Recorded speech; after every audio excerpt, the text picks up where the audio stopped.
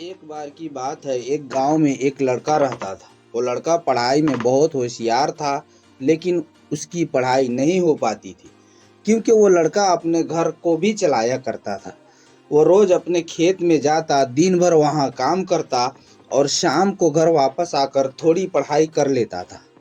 अब जब वो लड़का 12वीं क्लास में गया तो सभी गांव वालों को ये लग रहा था कि हमारे गांव से यही लड़का 12वीं में फर्स्ट आएगा, क्योंकि गांव वालों को पता था वो लड़का पढ़ाई में बहुत होशियार है।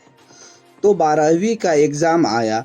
लड़के ने एग्ज़ाम दिया और जब 12वीं का रिजल्ट आया तो लड़का किसी कारण से एक सब्जेक्ट में फेल हो गया। जब गांव वालों को ये बात पता चली तो सारे गांव वाले उसके लड़के को ताने देने लगे और उसका मजाक उड़ाने लगे। वो जब भी अपने घर से खेत की तरफ जाता तो उस रास्ते पर उसे जितने लोग मिलते वो सब उसे ताने देते रहते।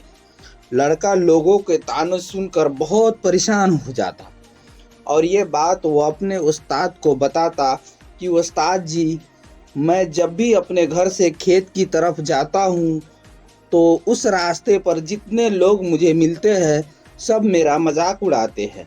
तो उस उस्ताद ने उसे कहा कि तूने एक काम कर, एक बड़ा सा लोटा ले और उस लोटे को पूरा ऊपर तक दूध से भर दे और जब तू उस रास्ते से गुजर तो उस लोटे से दूध का एक बूंद भी नीचे गिरने मत देना। लड़के ने एक दिन वैसा ही किया। वो जब उस रास्ते से दूध का लोटा लेकर निकला तो उसका फोकस उस लोटे पर इतना था कि उसे लोगों की आवाज़ ही सुनाई नहीं दी।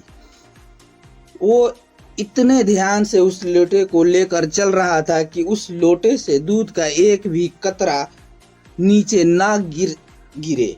इसकी वजह से लोगों के ताने को आवाज़ सुनाई ही नहीं दी। तो इस कहानी से हमें ये सीख मिलती है कि अपने कामों में इतना ढल जाओ, इतना फोकस अपने काम पे करो कि बाकी चीज़ें आप पर कोई असर नहीं हो।